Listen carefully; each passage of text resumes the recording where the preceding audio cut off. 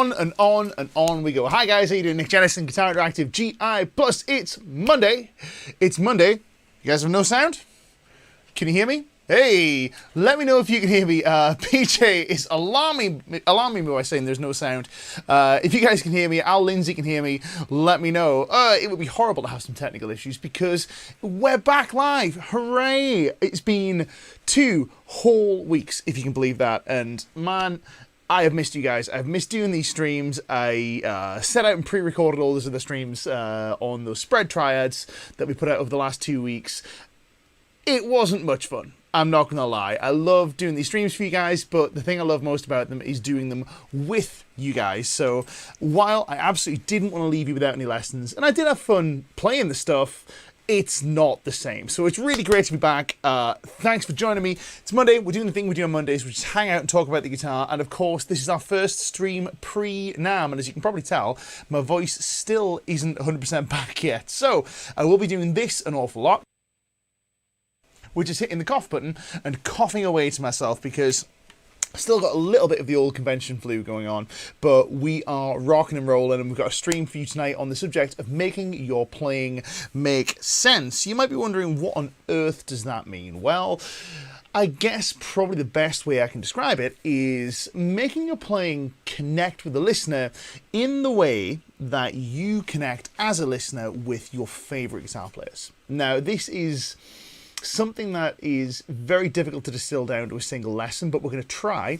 We're going to use some examples of our favourite guitar players for this. I won't be able to play anybody's material for copyright reasons, but we can draw on some of our favourite players for examples. But first of all, a little bit of housekeeping. If you are joining us for the first time, hi, thanks for coming on board. It is great to have you.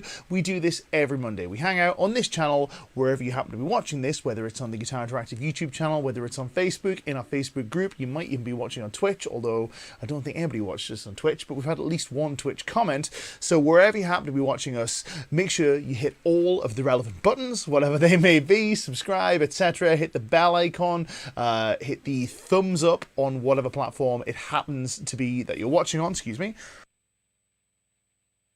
Beg your pardon, I'm going to continue coughing as we go on because, as you can hear, still got a bit of the old NAMM voice. So anyway, before we get any further in that, I just want to say some quick hellos to everyone. We couldn't do these streams without you, so let's say hi. Let's see who's in the house. First one through the door, Marcin, as always, fine guitar player and a friend of the stream, holding in his profile picture a very beautiful PRS. Now, I happen to be blessed with several very beautiful PRS. That's a great choice that you've made there, my man. We love your PRS. You guys who are playing along today, which I suggest you probably should, let us know what guitar you're playing. Let us know what you're playing on. I am, of course, playing my new number one, which is this Maybach Convair 59 Aged. Had a little go on some of the other Maybachs that were at the NAMM show, and there's going to be a few more in my life. Let's put it that way. They make just the best guitars. Love them to death. So anyway, Marcin says, welcome back, Nick. Hope you've had a great NAMM show. The NAMM show was indeed fantastic. It's a really good one for us. We were able to play a ton of great gear. We managed to film pretty much a whole issue's worth of reviews on the NAMM show floor, so we've got some really exciting stuff coming your way. I won't say too much more than that, other than the fact that I keep losing my voice. But yes, thanks, man. It's great to be back. Who else do we have? PJ is here. PJ, lovely to see you. Daryl Queen is in the house. Says, hey, everyone. Hey, Nick. Hoping everyone is well. I'm as well can be. Happy to be here. It's probably a better way of putting it. Also, happy that I don't have to hide this guy anymore. This is the Victory Deputy that has been behind me. You can probably see the cab down here. There it is. In all of the streams that you've watched over the last few weeks, but I haven't been able to show you the head, so I've had to disguise it with my body. Great amp. I'll be doing a video on that very soon. The video is actually already done. It'll be coming out quite soon.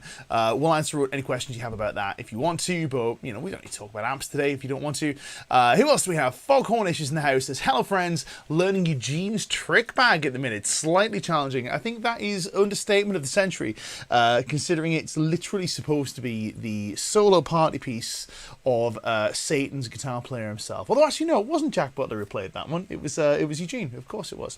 But even still, it is the piece that flummoxed the devil's guitar player.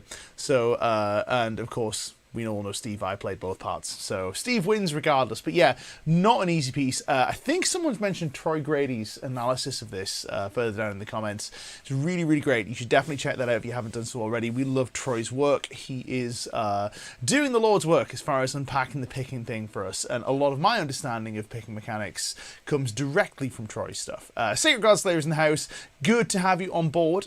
Play some very beautiful Italian guitars in the NAMM show. Played the Paoletti guitars, which are just to die for. Really great.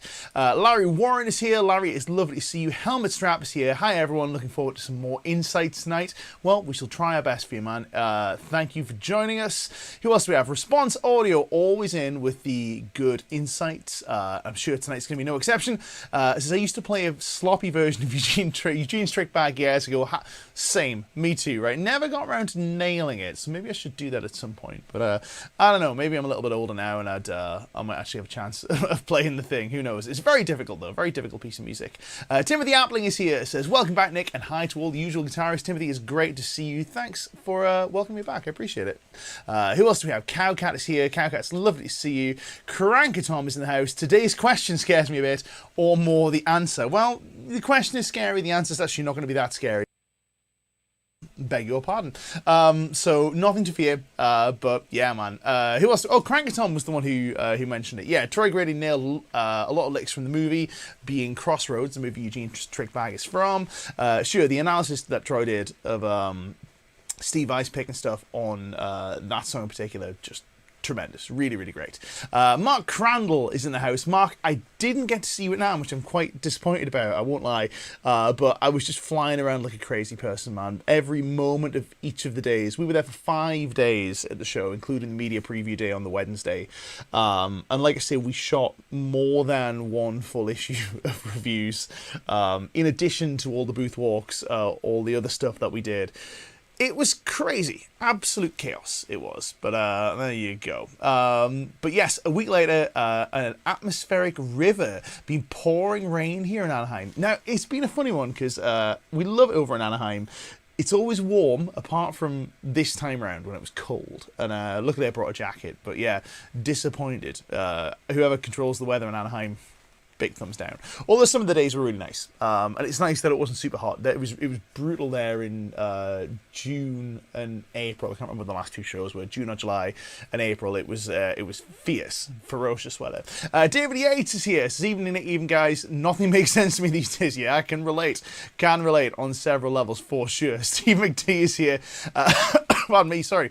David Peterson says, thank you for the spread triad lesson. A light bulb moment. Very much appreciated. Oh man, thanks, dude. I really wish I could have been there for it. But, you know, the travel and NAMM show calls. But I'm really glad you enjoyed it. If anybody missed the spread triad lessons, that was our previous 2 streams. I think there's some good stuff in there. And we'll probably talk about it again in the future. But, you know, I think a good foundation for the spread triads thing. But I feel like 3 weeks of it might have been a bit too much. So we're going to do something a little different today. Ergo Hog is in the house. Says, good evening, Nick. Evening, everyone. Great to see you. Mark McNish says, good day all. Hi, Nick. Makes sense. Not really. I need to work on more songs. I'm out in the weeds on theory right now. Well, theory is definitely going to help with this stuff, man. So fear not. And learning songs is going to be a big deal for it too. But we're going to get to that. So who else do we have? Frank is in the house. Chris Davies in the house with 3 attempts this evening. It's good to see you. Thomas Ross is here. And we've got some comments on the guitars you guys are playing. Wow, loads of comments coming in. Daryl Queen is playing his 50s Road Worn Telly. Larry Warren's playing his PRS Custom 24. Both great choices. Marcin is playing the guitar from the profile pic. More PRS love. Lots of PRS love. We love a bit of that sort of stuff.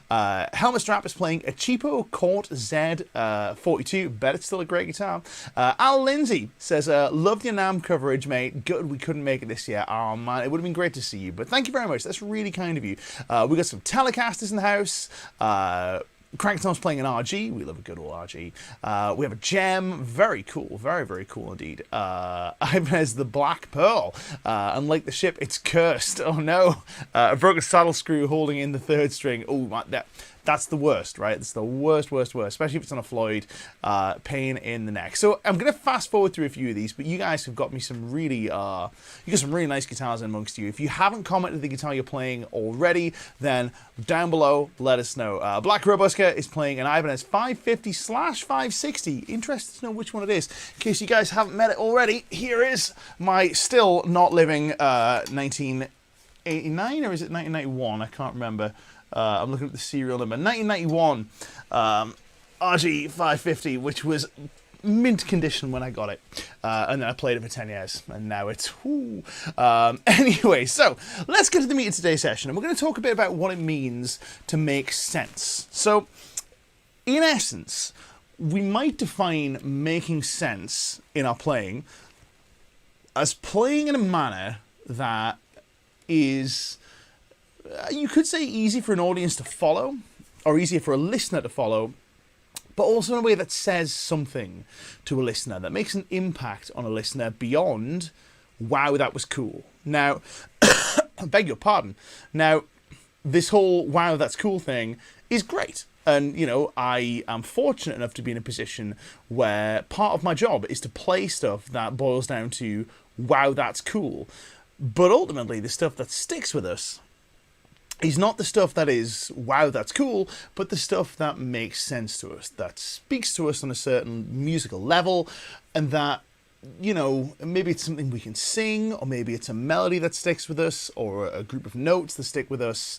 Think about your favorite guitar solos for this, or your favorite pieces of guitar music, and think about the things that really have stuck with you over time. It is unlikely, although not impossible, it is unlikely to be something like Speed Kills Part 2 by Michelangelo Badio. Not that that's anything short of fantastic, but a lot of it is, wow, that's cool. It's probably also unlikely to be things like, even some of my favourite guitar players, guys like Guthrie Govan, it's unlikely to be the, you know, the jam track jams that he did in the early 2000s. Cool as they are, they're fantastic.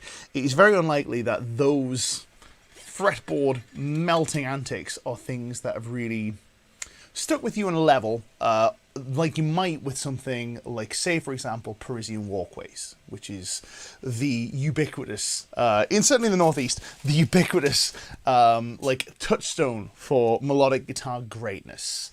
Another example might be something like maybe Where Were You by Jeff Beck, or something like that. Or even if we're talking about very virtuosic pieces, maybe something like Cliffs of Dover, for example. Now, what I will also say with this is that when we say things make sense, it's important to know that make sense is not a value judgment. It's not us saying that things that make sense are better and things that don't make sense are worse, because there are lots of guitar playing things that don't make sense to me, or, you know, they're intentionally things that don't make sense. Alan Holdsworth, for example. I mean, when was the last time you sang a Holdsworth solo? Does it stop it from being great? I don't think so. And also, guys like Joe Perry. Joe Perry, fabulous guitar player, right? One of my favourites, plays in a manner that doesn't make an awful lot of sense. And it's still great. But if we desire to make sense with our playing, which we should probably be able to do, then we need to know what it is to make sense. I'm going to give you a few tools that'll help you make sense with your playing today. That was a lot of times saying makes sense. So we might think of an example of some players, and you guys have already listed some, of players who play stuff that makes sense. So we've got some really good ones here. PJ says, I find that Joe Walsh plays in a manner that the listener sort of knows where the music is going. Cool too. Now that is the nail on the head. This is why I like doing these streams with you guys, because you often come up with the answer that I'm searching for, or a way of saying it that just kind of succinctly sums up what it is that we're trying to say here. So that's exactly what we're looking for here. So Joe Walsh is a great example, because Joe Walsh's playing is not... It's very predictable in the way that the listener can hear where he's about to go, but it's never boring. It's never like, that's predictable. So predictable and boring, not the same things, right? Things can be unpredictable and dull, and things can be predictable in the sense that you have a feeling of where they're going to go and still be really cool. right? So that's a nail on the head. Joe Walsh is a really great example of that. Here's another one from Helmet Strap. Says, I really like early Francis Rossi solos because they can be sung along to, for sure. I mean, another example might be someone like Brian May. There's often kind of a thread of where the solo is going. It feels like something where you sort of go, I know where he's going to go, and when he gets there, it's really cool. It's really exciting. There are lots of guitar players like that, but I want to know from you, who do you know, or who do you like that plays in a way that makes sense, if that makes any sense to you? We have another great one here from Marty Friedman. Marty Friedman makes sense, then makes no sense, only adding to his genius. For sure, for sure. And Marcin has come out with the one I was about to say, which is friend of the channel, Chris Buck. Now, we have sat at GI Towers and tried to decode the magic of Chris Buck's playing at length. And what we kind of boil it down to is that it's not the finger on the string, and it's not the cool articulations that he does, or even particularly any groupings of notes or any of that sort of stuff, and it's certainly not licks. But what it is there's a certain sense of, I kind of know what he's going to do, and I'm excited to hear him do it. It makes sense. It's melodic, it flows, it makes an awful lot of sense. And we're going to do some exercises where we'll see if we can do some of that sort of stuff. Now, Derek Trucks is another great example from Daryl Queen. Again, there is sort of a thing with Derek Trucks' playing where you can almost sing it not just as it's happening, but you can almost sing what he's about to do before it happens, which is super cool. Now, we're going to show you how to get a little bit of that in your playing, but we're not going to focus exclusively on just being melodic with this stuff. There's a lot of great examples of very, very fast playing that also makes sense, and there's great examples of, fast playing that makes no sense, melodic playing that makes no sense. It's all good, but we're focusing on making sense today. So, let's take the example of a backing track we've just been playing to. Now, our backing track is in the key of A minor. I'm going to play some stuff that, without changing the speed too much, if that makes any sense to you. I'm not going to change the speed too much. I'm going to still play some fairly, you might call them melodic lines, some lower tempo lines, if that makes sense. I keep saying if that makes sense. Some lower tempo lines, and I'm going to do some that don't make sense, then I'll do some that do make sense. And we'll see if we can find a quality to the ones that make sense that sort of kind of is the thing we're talking about. So we're going to go to these two cameras for this so you guys can see exactly what I'm playing. Let's begin with lines that maybe don't make a lot of sense.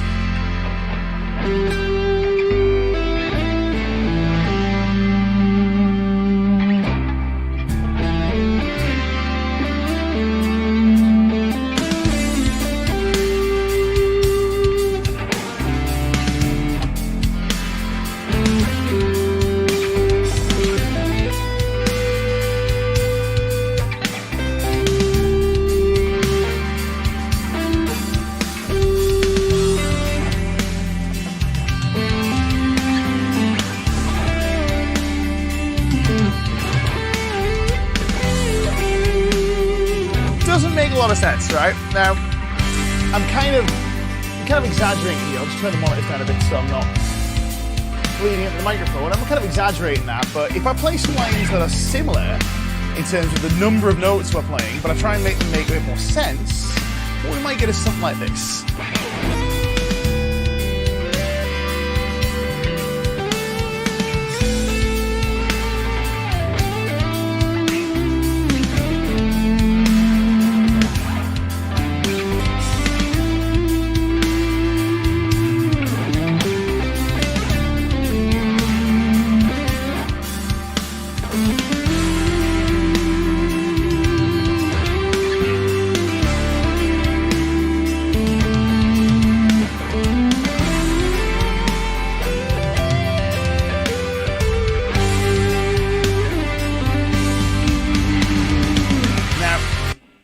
What I'm not doing there is I'm not playing something that is strictly one melodic phrase that goes over and over and over again, but there is a bit of a melodic thread to that. There is some repetition in there, and there is some attention paid to the timing of the lines that I'm playing. Now, Sacred Godslayer has got a great observation on this. He says, it makes sense when you repeat the line 3 times with slight variations. Now, this goes back to that old saying that repetition legitimizes. Repetition legitimizes. Repetition legitimizes. Kim Waller is in the house. Big boss Kim. Kim, it's great to see you. The jet lag has, in fact, not passed. I'm still feeling half asleep the whole time. I'm actually surprisingly awake right now. This is about the only time I've been awake since Thursday when we landed, so maybe it's because I'm excited to be here. But yeah, still feeling pretty sleepy, man. Hope you're feeling good, and it's all passed and you're back to normal now. But I know that I'm not. I'm on a whole different planet. Jet lag is real, kids. Don't fly and fly. I was going to say drink and fly, but you're not flying the plane. You can drink as much as you want. Anyway, so going back to this, right? Fog Hornish says, this is making sense now. Don't be too sensible. Throw a bit of nonsense in there. Yeah, you know, a bit of nonsense is sometimes welcome. Now, here we go. Oh yes, not notifications development, motivic development, for sure. Now this is something that we've talked about before, is the idea of motivic development. But what I'm going to try and get you guys to do is I'm going to try and get you to develop a little bit of this in your own playing. Now we actually don't need to be crazy strict with how motivic we are in our playing. By motivic, what that might be is it might be developing a line, like we talked about Parisian walkways, but I'll play a little bit and hopefully we won't get copyright struck. But it's this.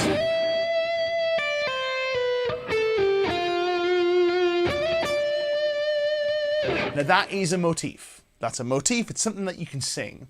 Now the motivic development comes when we start to play something similar and we start to mess with it. Now there are lots of great solos, fast and slow, that do things just like this, where you have like a motif that we keep coming back to. A great example, somebody mentioned the Sweet Child of Mine solos, which have this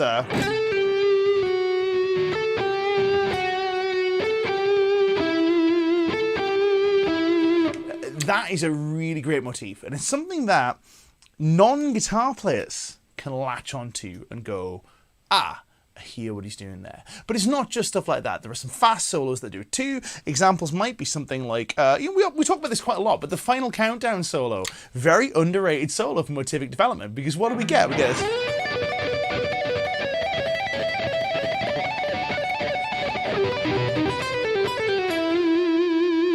And it's repeated twice. It's killer. We might take something like Burn by Richie Blackmore, which is the...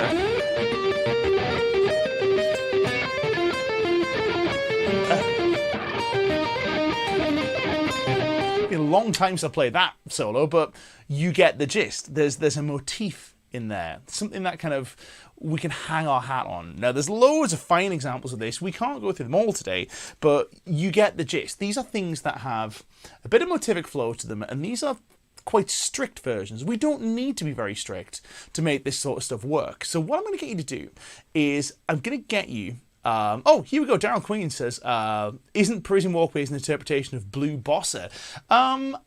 You could say that. You could say that. To me, it always felt like an interpretation of Fly Me to the Moon. But it has that same deal. And a lot of Gary's, I guess his Parisian Walkways-esque work had some of that about it. But it's good for a reason. I mean, Fly Me to the Moon, fabulous motivic melody that just flows beautifully through that standard set of chord changes, that fives movement, just great, really, really great, nothing wrong with it. So going back to our backing track, we're going to play an A minor for a second, and we're going to stick to the A minor scale. Now you can either do the A minor pentatonic scale, or you can do the A natural minor scale. I'm going to show you both just so we know what we're dealing with here. So let's go to these cameras real quick. The A minor pentatonic scale, as far as we're concerned here, is we have, starting on fret number 8, we have a C, we have 8 and 5 on the highest string, 8, 5 on the next string, 7, 5 on the next 3 strings, 8, 5 on the lowest strings. If you want to convert this into a natural minor scale, we can include some Bs and some Fs. So we might get 8, 7, 5, and then we might get 8, 6, 5. From here we might get 7, 5, 4, and then on all the next 3 strings, 7, 5, 3, 7, 5, 3, 7, 5, 3. Whichever one you know best, stick with that. If you feel like you want to play further up the fretboard, go for it, by all means. But what I want you to do is we're going to improvise, and we're going to see if we can play just one phrase that we feel has a bit of potential. It doesn't have to be the best phrase in the world, because oftentimes these motivic phrases, they're not really anything on their own. If we take that first lick from Sweet Child of Mine, this. If I played that out of context, it doesn't really mean anything to us. But as soon as we put it in context, we start playing all those other great lines around it, magic happens. So I'm going to throw the backing track on, and I'm going to play something until I feel like it has a bit of potential. I'm going to encourage you to do the same. You don't have to remember it exactly, but let's just get something a bit like that under our fingers. I'll show you what I mean. So if I go something like this.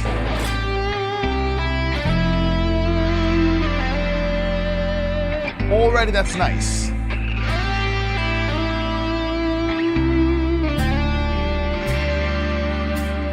I'm going to go one more time again.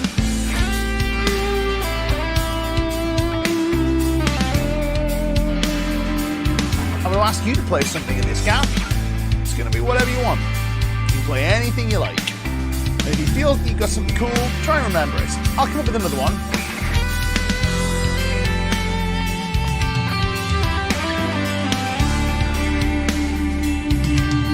You come up with something of your own.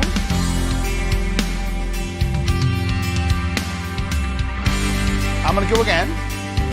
So I'm going to go.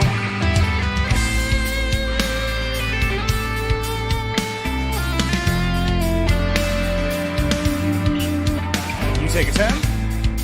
Now, what we play here doesn't really matter. It doesn't matter a huge difference. Exactly what the line is, as long as the line is something that we can recognise. Now, what we're looking for here is we're looking for something where if you were to sing it, maybe you wouldn't get the notes exactly right, but you'd be able to get something in the ballpark. If I asked you now, in absence of those lines, to just sing, say, the melody to Happy Birthday to yourself, or sing something completely like seasonally inappropriate, like Jingle Bells, Batman Smells. I don't know, whatever. We'll do Happy Birthday, but if you were to sing Happy Birthday, even if you don't get the notes right, it doesn't matter. You can have some kind of flow, some kind of sense of the rhythm, some sense of the contour. We're looking for something a bit like that in what we're playing. So if I came up with this,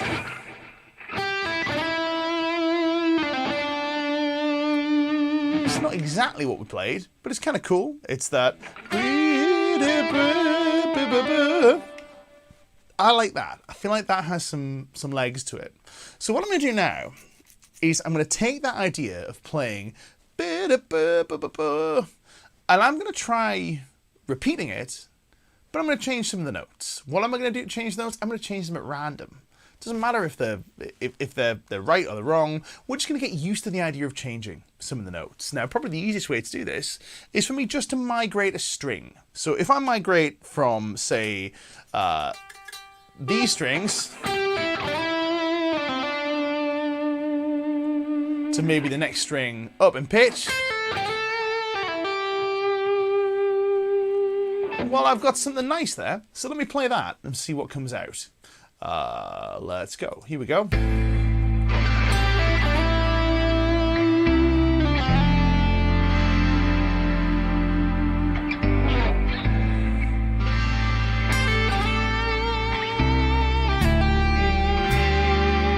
Very pretty. Let's go again.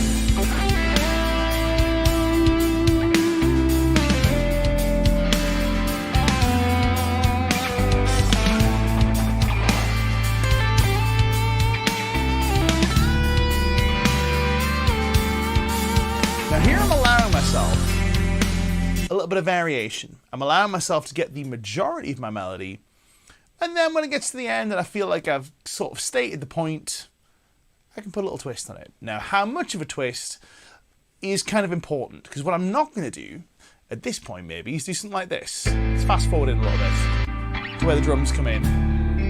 So I might not go like this. And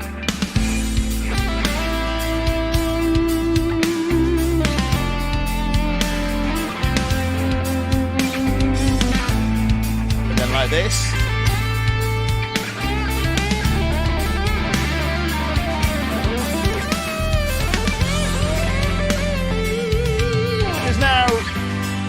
where's that thread gone? Completely gone. You go, what was I saying? It's a little like having a cool story. There are some cool stories going on in the comments, and rather than embellishing the story, you decide to tell a completely different story. So we're staying on topic here, which is not something I'm very good at, but I've also noticed that this camera is ever so slightly out of focus. I'm just going to bring that in a bit tighter. Much better. No better. It looks exactly the same, but never mind. I'm going to encourage you to do the same, and we're just going to experiment with this. So what I'm going to do is I'm going to teach you that first melody, and then I'm going to ask you to provide the variations in the gaps. So let me show you the melody here. The melody's pretty simple. We're going to start by playing in our pentatonic scale. We'll play on the B string, 8, then 5. And I'm playing it with a pull-off. And then I'm sliding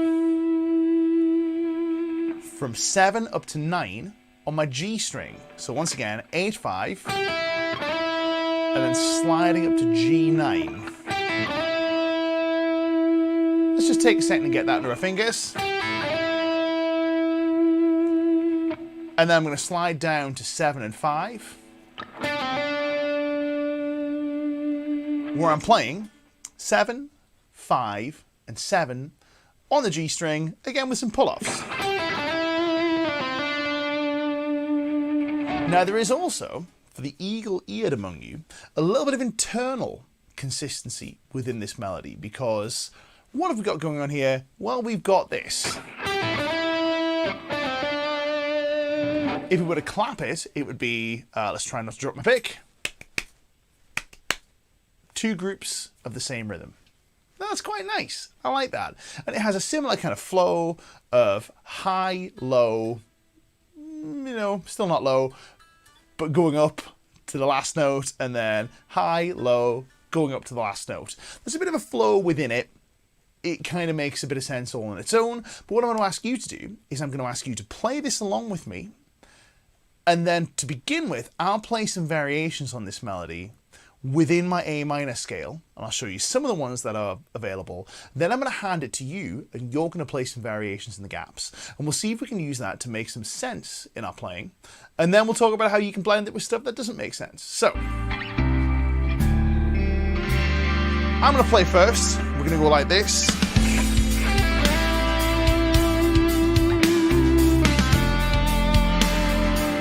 Let's play it again together.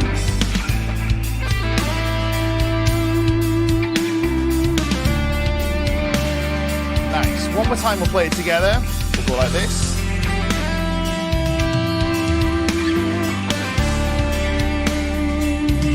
I'll vary it like this. I'll go.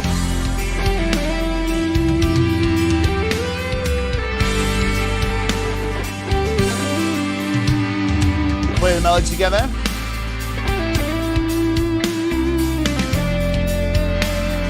I'll vary.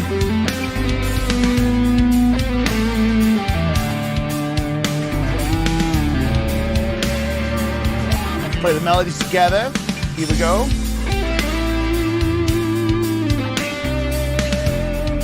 And I'll go. Melody. Now this time you're going to play a variation. Let's do the melody together. You play me a variation. Melody together. And it's changed, but that's okay. Play me a variation. Melody together. And you play me a variation in the gaps. Melody together. And I'm going to take a variation this time.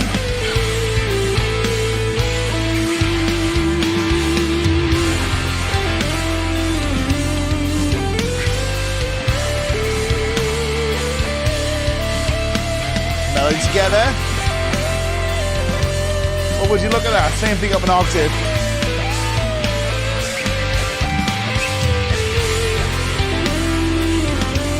Now this is obviously a little bit absurd in terms of how many times we're playing this melody, but you can hear how that little phrasing thread, this little ba-da-ba-ba-ba-ba, is permeating what we're doing, and it's starting to bring a degree of melodic sense to our playing. And this is what a lot of great players are doing. Now, I watched a video recently that kind of set a little bit of a light bulb off in my head. This was a few weeks ago, and it got me thinking about this stuff. And it was a saxophonist, funnily enough, talking about what do great improvisers do. Beg your pardon. I'm not yawning because I'm not excited to be here. I'm loving being here. It's great. I'm happy to be back. But jet lag is kicking my ass. Anyway, pardon me. And so is the cough. Oh, it's just one of those bad days. Anyway, so it talks about what great improvisers are doing. And we feel as though, as musicians, we feel this compulsion every time we improvise to play something that is totally different to what we played the last time. And we sometimes go, oh, I'm just playing the same stuff over and over again. Oftentimes, that's what improvisers that we really love are doing. They're playing not the same phrases verbatim, but similar phrases. Similar phrases. In a way that comedians might tell similar jokes. Doesn't make it any less great. I have watched probably every stand-up release Billy Connolly's ever done. And, you know, a lot of the jokes are quite similar. Do I still love them? Yes. I think they're great. The cadence is similar. The delivery is similar. Yes, the actual words themselves, the subject matter is different, but there is a thread to it. There's a similarity to it. And we can embrace this in our own playing. We can embrace these lines that maybe we play that sound super cool and run with them. This is part of where style comes from. And if you listen to someone like Chris Buck, for example, Chris will play a lot of the same phrases over and over again. But the fact that the melody changes, the rhythm changes ever so slightly, the context changes, the touch changes, that's what makes it exciting. Now, this is also true for a lot of other players that we love. You might hear some very similar phrases in a lot of Joe Satriani's playing, in a lot of Gary Moore's playing, in a lot of Stevie Ray Vaughan's playing, Andy Timmons playing, you name it, right? These guys have stock musical devices that they'll play, not because they're playing boring stuff and reaching into their trick bag of tired old musical cliches, but rather because there are certain phrases that just connect with them and flow out of them, and you'll find the same in your own playing. What I'm going to encourage you to do is I'm going to encourage you to embrace that rather than to flee from it. So if that was, for example, one of the phrases that made sense in my own playing, then I might do something like this. Let's just run with that as a wee phrase. So if I go...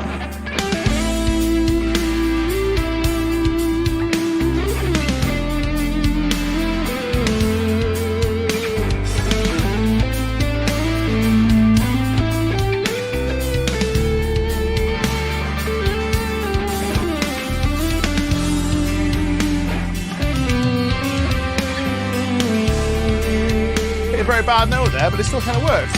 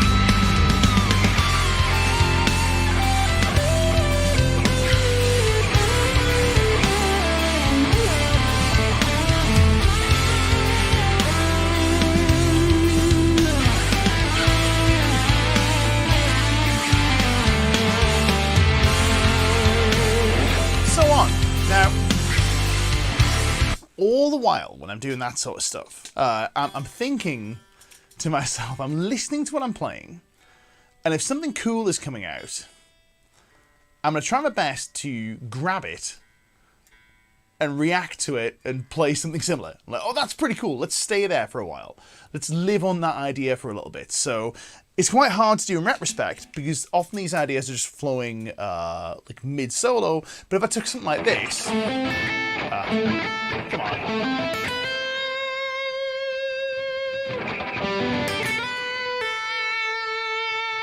I may try and follow it with something like that.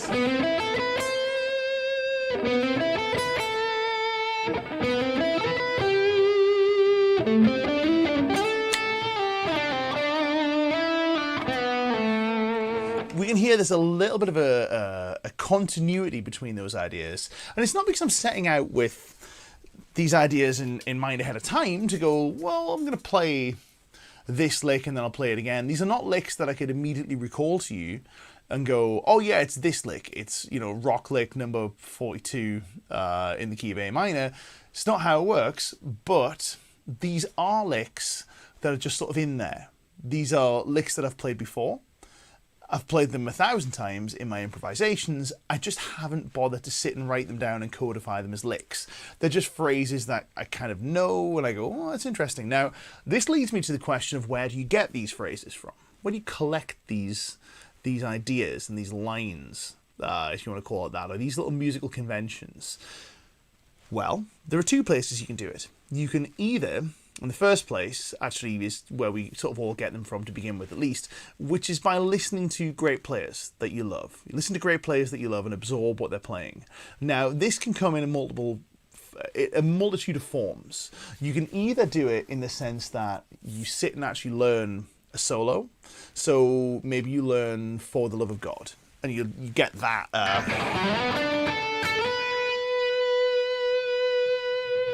Under your fingers. And you go, yep, got that now.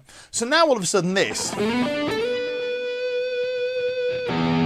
is in your vocabulary when you play in E minor. And so is this.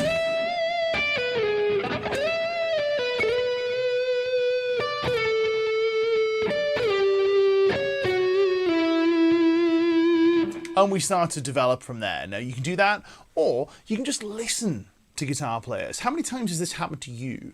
Where you've been listening to a guitar player. You never actually sat down and learned their stuff, but something comes out and you're playing and you go, hang on, that sounds just like that Thin Lizzy solo that I've been listening to over and over again. Happens all the time. It happens with players that maybe you've never sat down and really, you know, bothered to learn much by. For example, by myself, I have huge respect and admiration for the guitar work of Dimebag Darrell. Never really bothered learning very much of it because it's not the thing that I do. But there's this little phrase, I can't remember what solo it's from, but there's this phrase that keeps coming out of my own playing. Little duplicate thing, and it's super cool.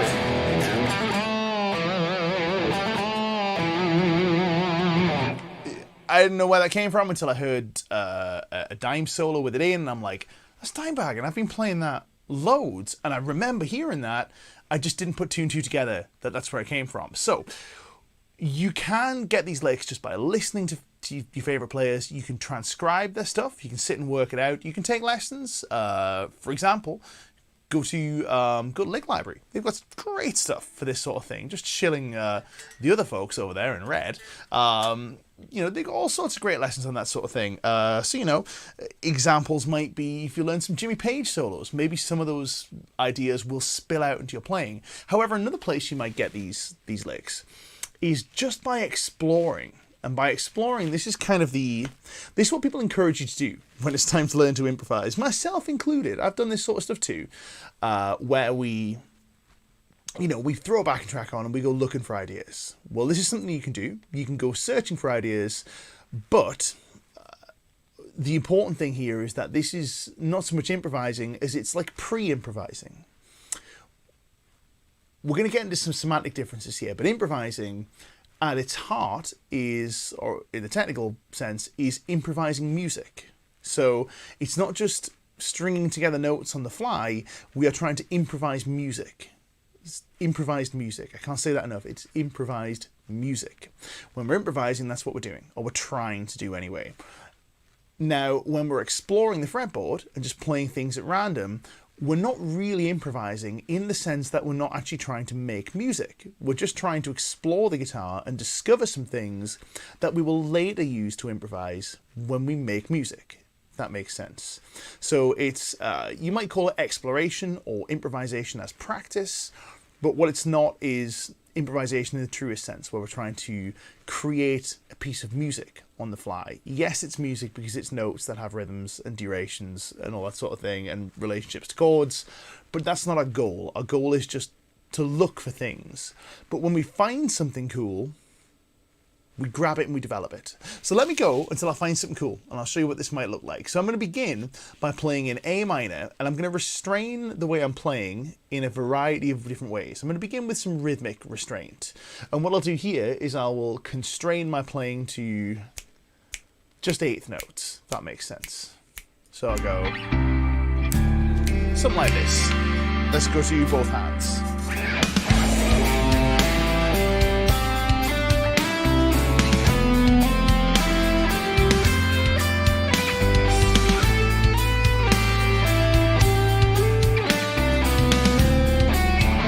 That was pretty cool. There was something in there that went.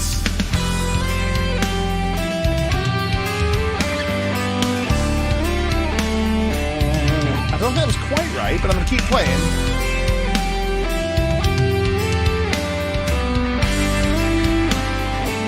Oh, I like that a lot. I'm going to go again.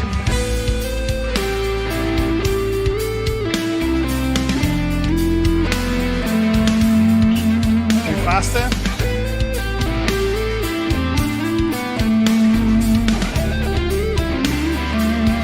Right?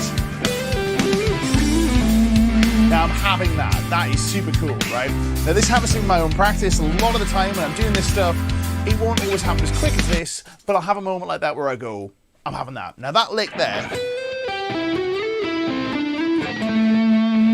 has a little melodic flow that I really like. I like this zippy boo boo boo boo boo boo boo boo. So what I might do there is I might take that same idea and try and develop it, and I'll throw my backing track back on and just see if I can take this little step further, where I might have a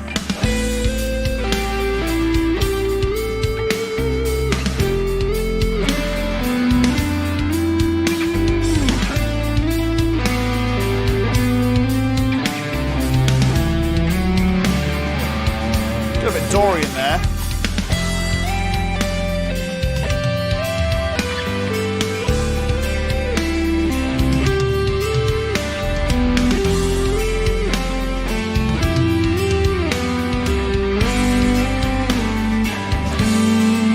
That.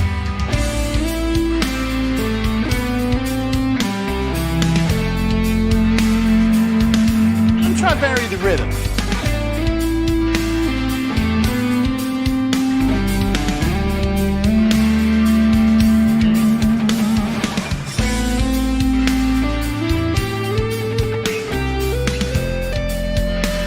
That's good fun. And I'll go. Oop. Mistakes will happen, and that's okay.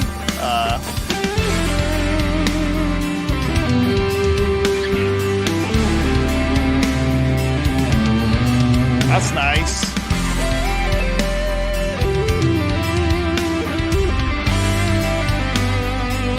Maybe try to put it in improv.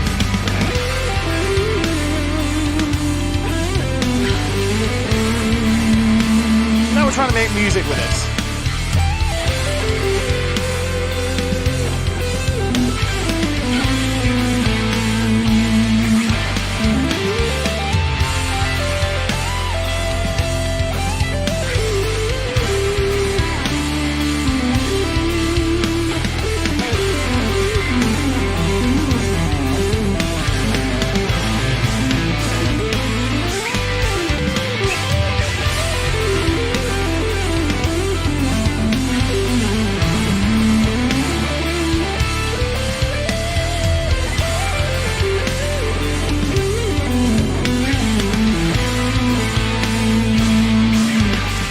Good fun. I like that a lot. Now, if I played that on the gig, yeah, I probably wouldn't play that much of it, but if I played that lick on the gig and then played something cool that made sense next to it, I'd be really happy. I'd be over the moon with that. I'd go, right, that is freaking great. I'm having that. Now, the more you do this, the more you start to build up a vocabulary of these little phrases that you can string together on a moment's notice.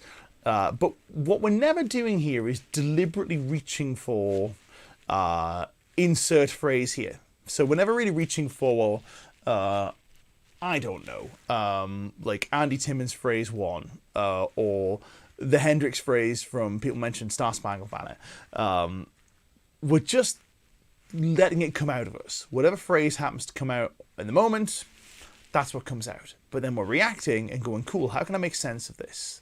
How can I make sense of this? So here's a really great question from Mark McNish. It says, what about learning the vocal lines of songs for a start? That's a really good shout. Now, vocal melodies are great because this is something singers are really easily able to do, because they don't have to locate notes on a grid. They don't have to find a fret. They just have to hear a note and sing it. So singers are really great at creating these wonderful melodies that have this theme and variation to them that we're talking about here, this melodic thread, if that makes sense. So yeah, learning vocal melodies is a really great place to begin. Really great place to begin. We have another one here, Mustache Metal. We're going to answer some questions, by the way, so we'll switch to the Q&A logo. So if you have questions, drop them in the comments. Let's talk about it. Let's talk. Mustache Metal says, Marty Friedman said phrases are like vocabulary and theory is like grammar. When learning a language, you can communicate more with a wide vocabulary and minimal grammar than vice versa. He's correct. He's absolutely correct. Marty is very wise in many ways. Another great thing about Marty's stuff is you'll notice that even when Marty does the really fast stuff, there's a sense of narrative thread about it. So everything we've talked about here has been fairly melodic, but, you know, if we were to... I mean, I can't play like Marty Friedman, but I'll try. If we try and conjure up some, especially in the faster, more aggressive, not faster, the more aggressive part of this track, where it kind of kicks off, a little further in, maybe try and conjure a little bit of Marty not playing, and we try and have...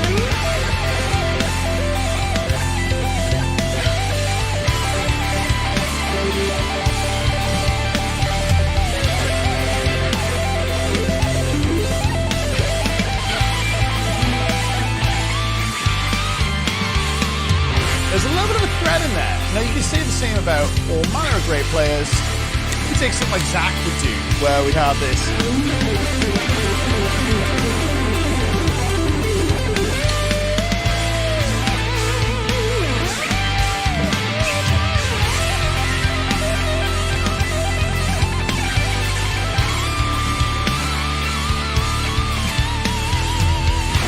There's a thread there. There's a thread there. Now, sometimes it's cool just to go absolutely all out and play something that makes no sense, because it's a great way to contrast against the stuff that does make sense. But you can even do this sort of thing with faster lines, where there's a bit of a motif buried within it. Tornado of Souls is such a great example of this. I'm not going to play it for you because I don't know it, but it's a really good example. So that's a fine one. Fine one. We got some really great examples. A friend. Okay, here we go. I am going to butcher this name. El Mountanas... let me get that right. El Mountasa Amine. And I said anime there. But listen, I'm really sorry that I butchered your name. It's a great name. I'm sorry that I've mispronounced it in my Geordie dialect. But it's a very good question. And first of all, thanks for asking a question. Thanks for joining us. How do you approach it on the Steve Lukather style? So... Luke is a great example of player that has this melodic thread throughout his playing. Now, we could cop some Luke licks. I think they'll be doing it a great disservice. But he's a really fine example of a player that does this sort of thing. I'm not going to try and do this for you, but it's a great example. Another example of a similar ilk might be someone like Neil Schon. Somebody who's famed for that really beautiful melodic style.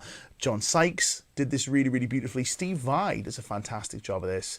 So rather than me going, hey, listen, here's how you do it in the Lukather style, I would encourage you to listen and see how Lukather does this and see if you can pull that apart. Very good question, though. Very good question. So On a completely different note, here's one from our from Daryl Queen. Great observation. Says Zach picked up on the power of strong repeating motifs from all the Southern rock, which is not a bad place to go back and study as well. For sure, man. There are some great solos in Southern rock. Not limited to Skinner. Go and listen to Blackfoot. Go and listen to, I mean, you name it, right? So many great guitar players out there. Even go and listen, if you haven't done so already, go and listen to Badlands, which is Jakey Lee's, just while we're on Zach, Jakey Lee's foray into Southern rock stuff. Just tremendous, really great. A fine place to go, because of course all those players were also drawing on the electric blues of the 60s, but also American country music, where you had lots of great melodic guitar lines, even that really breakneck stuff. So that's a real great place to draw from too, for sure. Other great examples while we're on that subject, a player that gets nowhere near the love he deserves for this sort of stuff is Lindsey Buckingham. Is this not the best E string you've ever heard? You know that.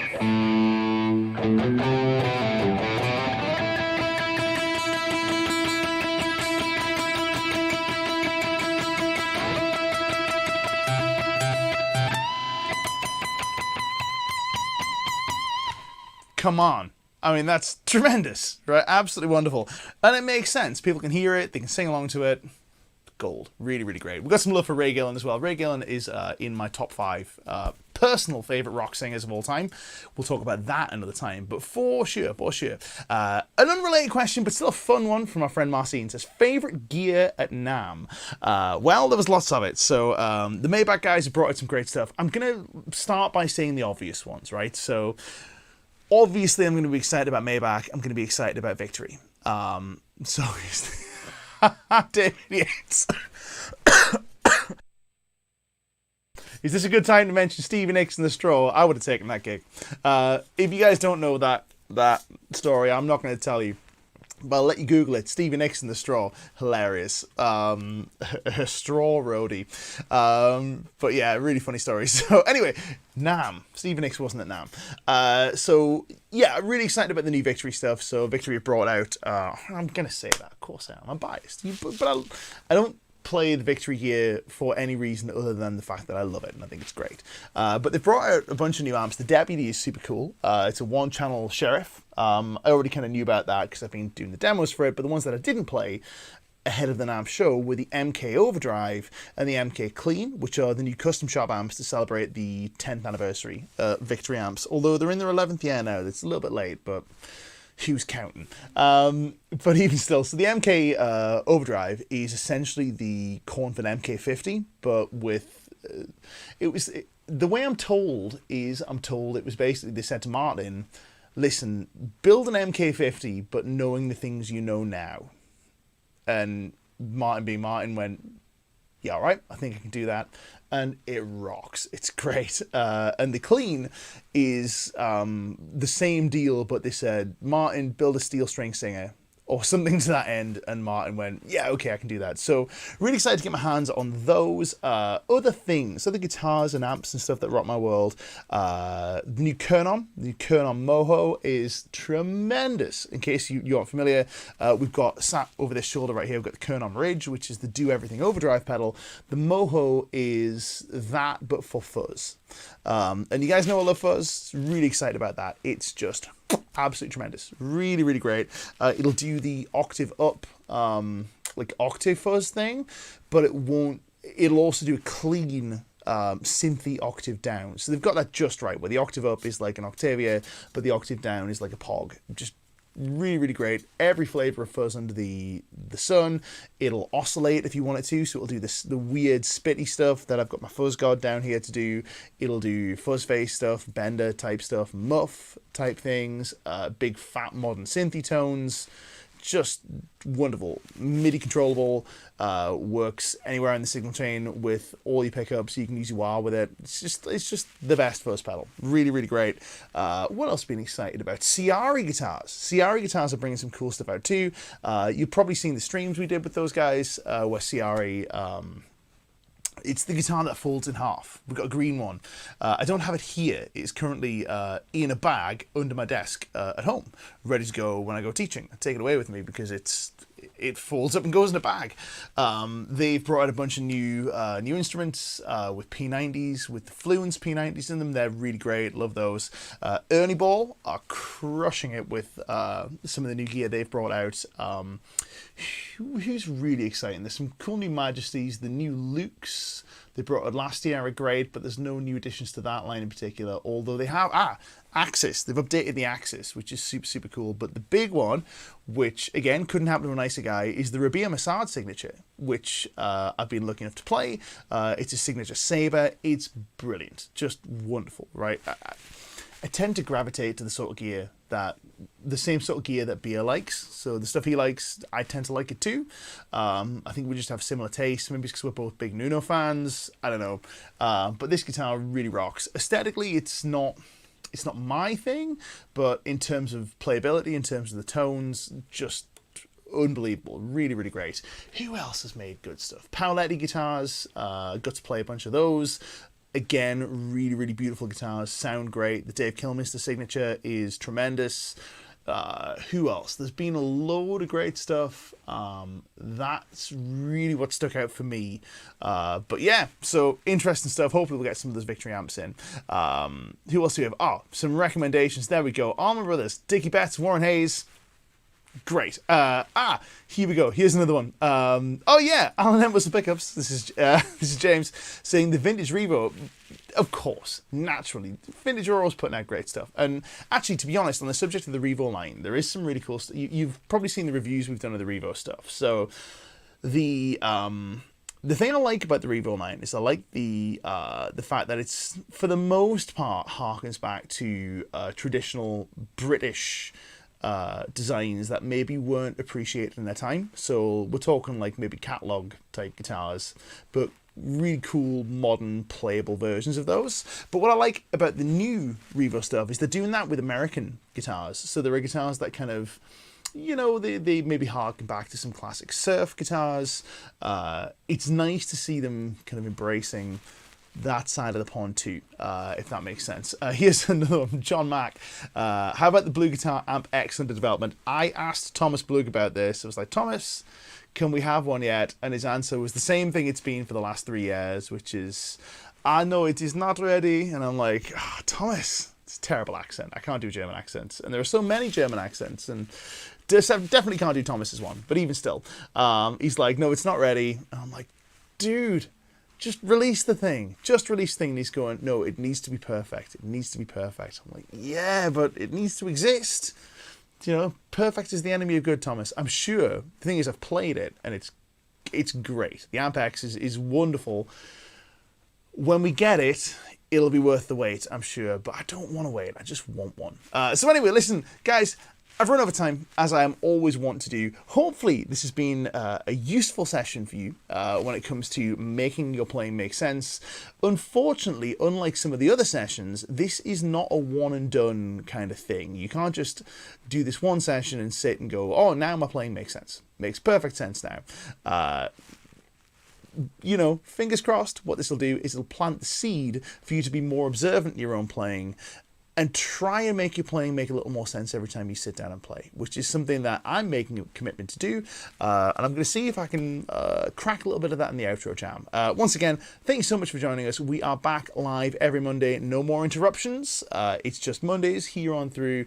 The NAMM show is not until next year, so no excuses. And Christmas is going to fall on a more convenient date. So I want to thank you for sticking with us through this weird period where we've had missed streams, we had moved dates. There have been national holidays, and then it was Music Christmas, which is NAMM. But we're back on the straight and narrow. It's every Monday, same place, same channel. You know where to find us. If you're not subscribed already, hit the buttons. You know where they are. You know which ones you need to hit, which is all of them. In the meantime, share this with your guitar playing friends. Best of luck on your voyage to make more sense with your guitar playing. I'm going to try and practice what I preach over this, my favorite track, for the end of the stream. And I'll see you guys next week.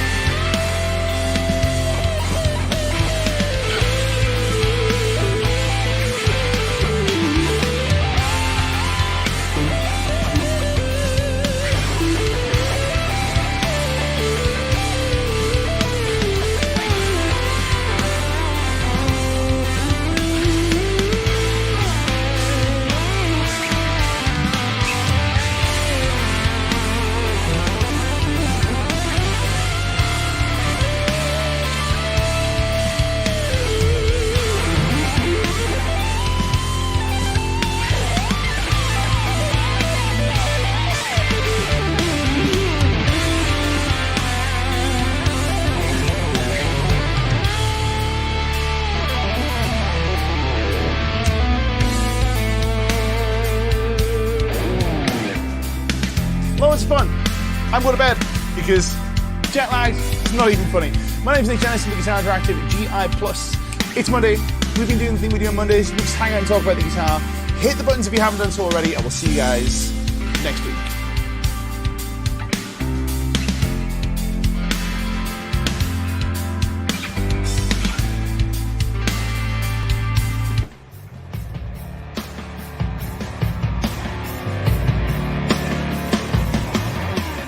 My name's Nick Jennison, and it's a pleasure to introduce to you GI+, a brand new lesson platform brought to you by Guitar Interactive. We've assembled a team of the best players and educators in the world to bring you exclusive lessons covering everything from metal to blues to fusion and everything in between. Want to level up your shred chops? Check out How to Play Fast by Andy James. Or how about sweep picking with Rick Graham? Or maybe country's more your bag? Well, how about a full-length exclusive country guitar course from Andy Wood? Interested in learning how to play over changes? Well, members get access to hours of exclusive lessons from fusion maestro Tom Quayle. Or maybe you want your playing to sound more soulful? Well, who better than Chris Buck to show you how it's done? Or perhaps you want to learn the secrets of the masters. Well, members get access to over 60 feature-length tech sessions where our tutors painstakingly decode the styles of players like David Gilmour, Eddie Van Halen,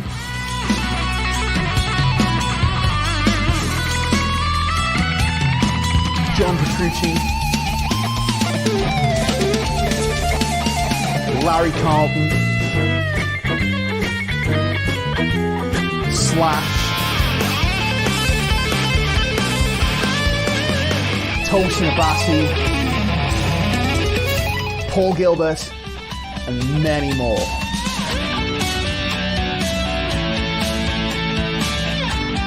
You get all this along with exclusive live webinars, free backing tracks, competitions, and so much more. So what are you waiting for? Sign up for GI+ today.